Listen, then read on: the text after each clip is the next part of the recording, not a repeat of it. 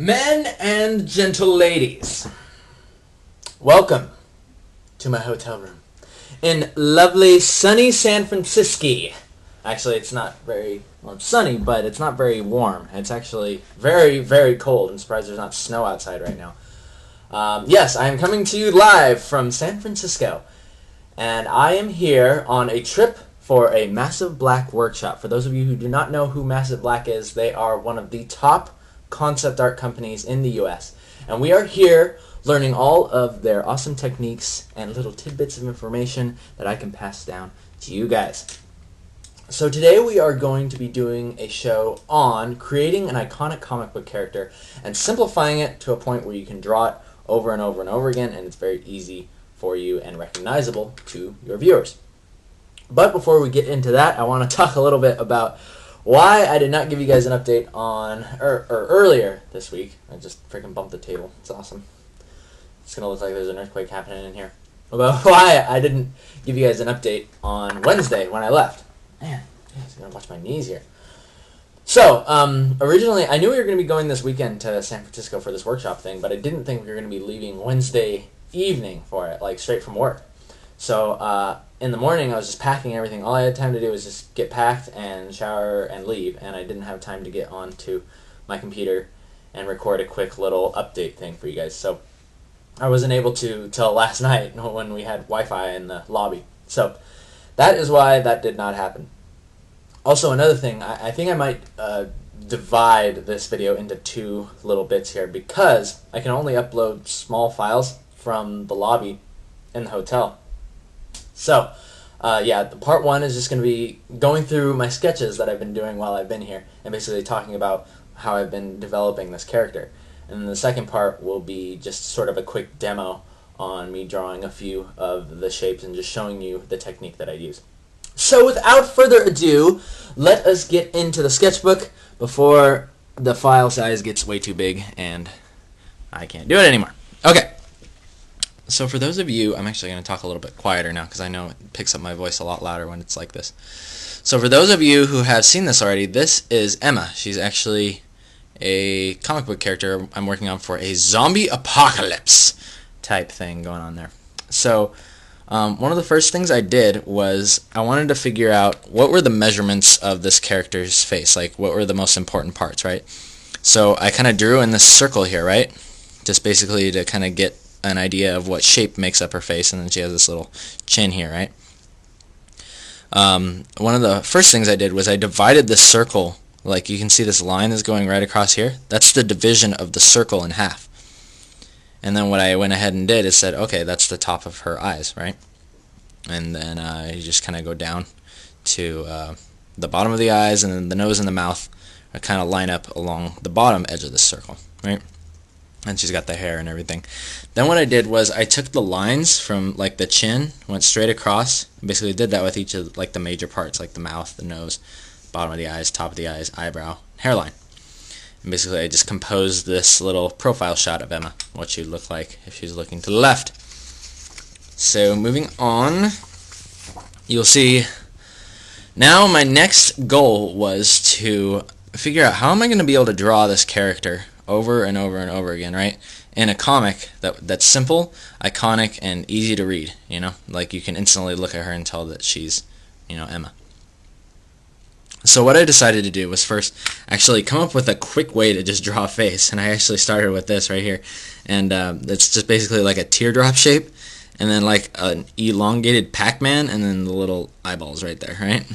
And so I was like, okay, well that's easy to draw that, but it needs to look more like Emma. She has more of like the rounded teardrop. So I started doing this.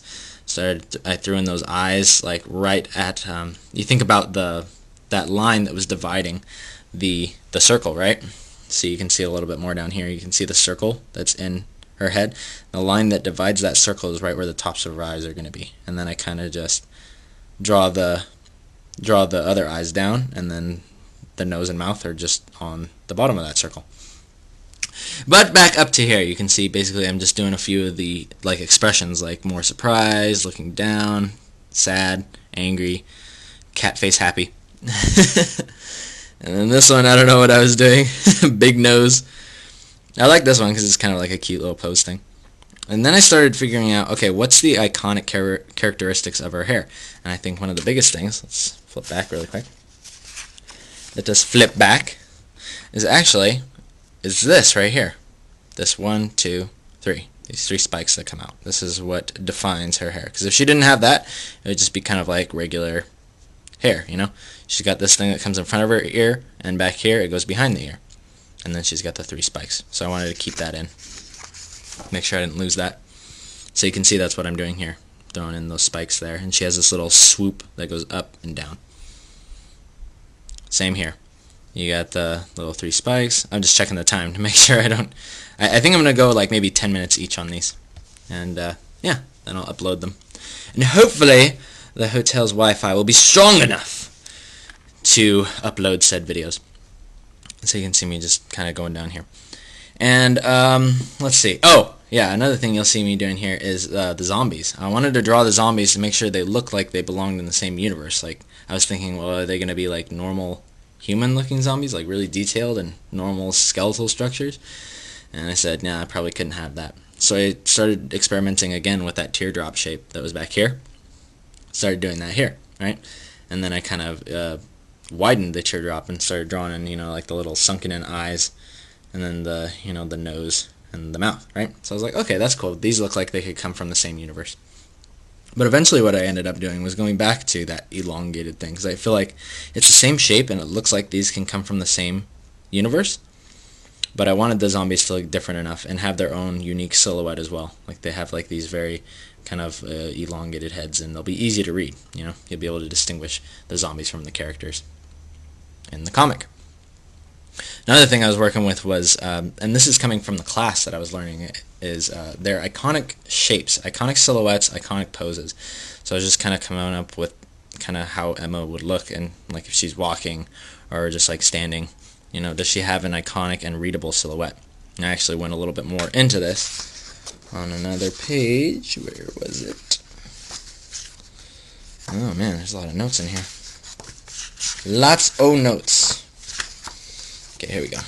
So you can see I just basically kind of cleaned that up.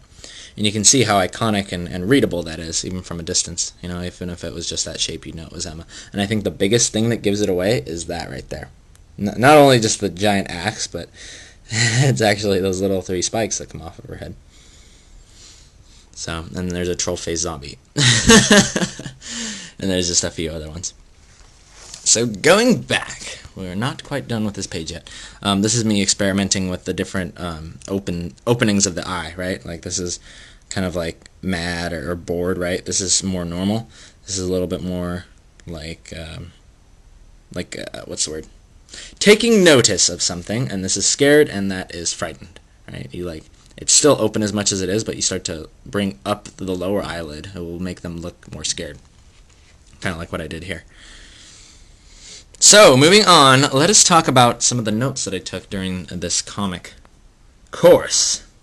So, you'll see right here, it says, where is she, right? And that has to do with, where does she come from? What's her environment? And when you're drawing comic books, I realize it's really good to go back and forth between defining who the character is and where they come from. It's almost as important to define their surroundings and where they are interacting as much as it is to develop the character and their personality.